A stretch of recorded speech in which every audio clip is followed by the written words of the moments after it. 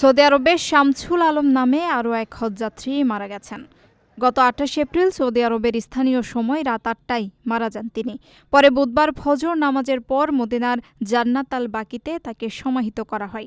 এ নিয়ে বুধবার পর্যন্ত ৭ জন বাংলাদেশি হজযাত্রী মারা গেলেন, যাদের মধ্যে ৫ জন মক্কায় আর বাকি ২ জন মদিনায় ইন্তেকাল করেন।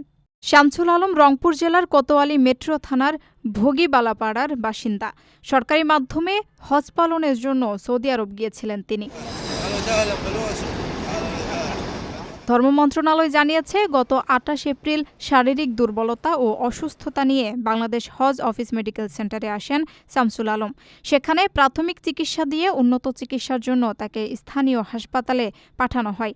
সেখানে চিকিৎসাধীন অবস্থায় তিনি ইন্তেকাল করেন। সৌদি আরবে পবিত্র হজ পালনের উদ্দেশ্যে এখন পর্যন্ত মোট ৯৮টি ফ্লাইটে দেশটিতে পৌঁছেছেন ৩৯,৩৯৪ জন বাংলাদেশি হজযাত্রী। এদের মধ্যে সরকারি ব্যবস্থাপনায় ৪,০৩১ জন ও বেসরকারি ব্যবস্থাপনায় ৩৫,৩২৩ জন হজযাত্রী সৌদি গেছেন।